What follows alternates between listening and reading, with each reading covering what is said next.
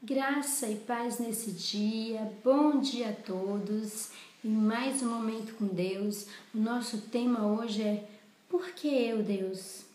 E a palavra de Deus que eu quero compartilhar com você nesse dia é 1 Coríntios 26 e 29, que diz o seguinte: Irmãos, reparai, pois a vossa vocação, visto que não foram chamados muitos sábios segundo a carne, nem muitos poderosos, nem muitos de nobre nascimento.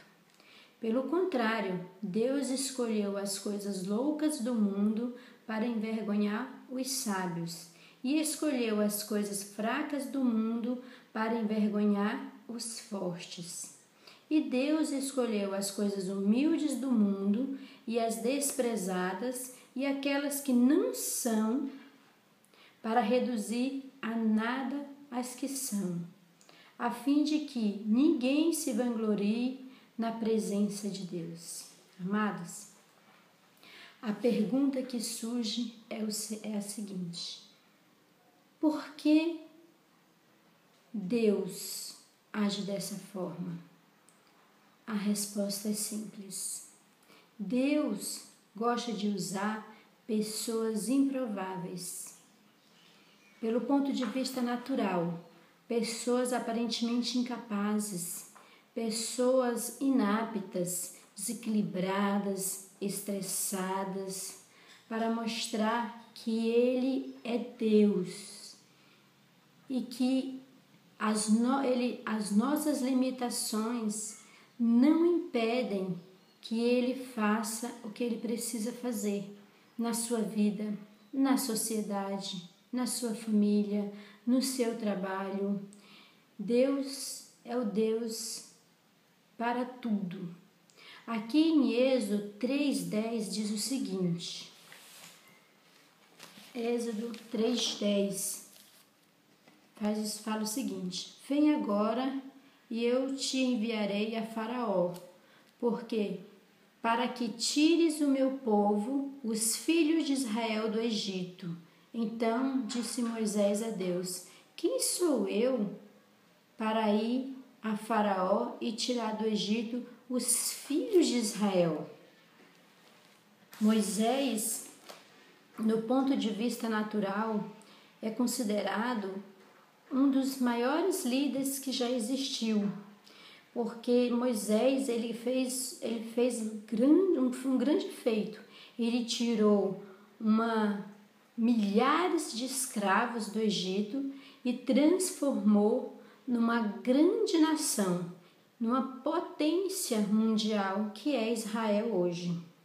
Mas até podemos pensar, claro, Moisés tinha suas qualidades, suas competências, seus talentos, mas Moisés era um homem muito inteligente, um homem culto, que foi ensinado no palácio, filho de reis, porque ele era filho da filha de Faraó, né? Mas não é isso que a Bíblia diz. Aqui em Êxodo 3,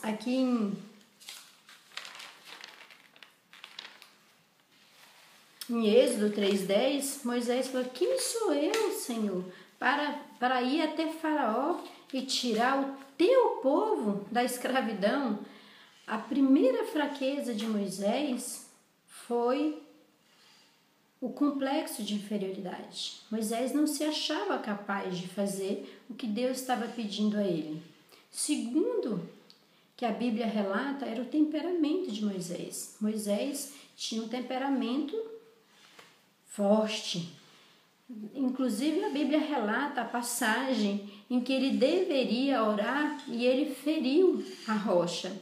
Tem a outra passagem que Moisés, olha a gravidade, Moisés quebrou as tábuas dos 10 mandamentos, porque ele se irritou com o povo de Israel, que tinha feito um bezerro de ouro no momento que ele estava ausente. Então, por conta disso, ele se irou e quebrou as pedras. Deus não se agradou disso, mas nem por isso Deus deixou de usar ele e fazer o que foi feito, a libertação. Aqui em Juízes 6:11 diz o seguinte, o Senhor falando com Gideão: Aí o anjo do Senhor veio e falou. Então veio o anjo do Senhor, assentou-se debaixo do carvalho que está em Ofra, que pertencia a Joás, Abierita e Gideão.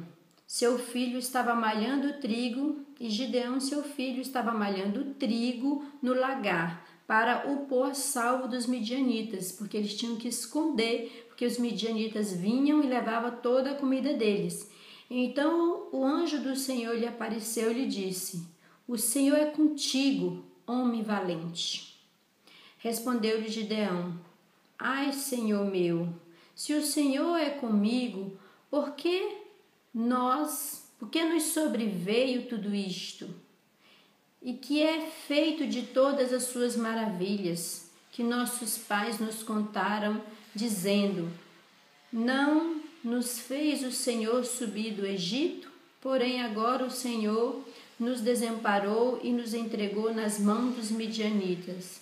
Então se virou o Senhor para ele e disse: Vai, nessa tua força, e livra Israel dos midianitas. Porventura não te viei eu?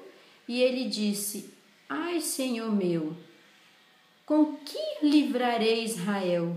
Eis que a minha família é a mais pobre de Manassés, e eu, o menor da casa de meu pai. Tornou-lhe o Senhor: Já que eu estou contigo, ferirás os midianitas como se fossem um só. Deus estava mandando Gideão ir para a guerra contra os midianitas, que os midianitas eles oprimiam Israel e roubavam todos os alimentos de Israel, né? E Gideão estava muito triste. E quando Gideão foi se lamentar para Deus, Deus falou assim: então vai tu e vai lá e liberta o povo. Ele: como que eu vou? A guerra era proporcional a um homem para 400. E se vocês forem pesquisar historicamente, o povo de Israel venceu essa guerra, mas quem venceu? Foi Deus.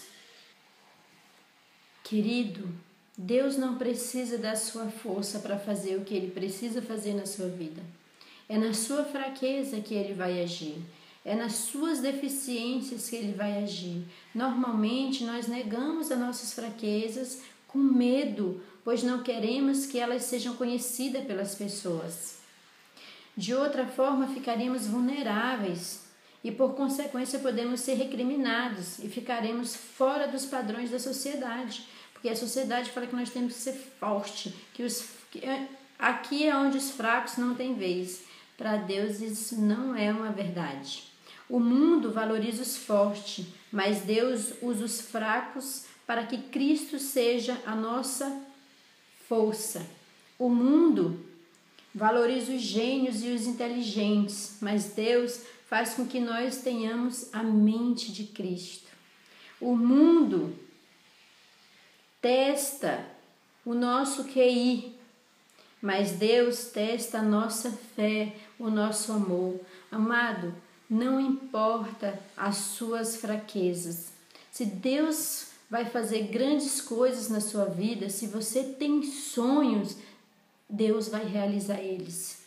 Não pela sua força, mas pela força dele, para que Cristo se vanglorie, para que Cristo seja conhecido na sua vida. Amém? Então essa é a palavra que eu quero deixar para você nesse dia. Fica na paz do Senhor Jesus.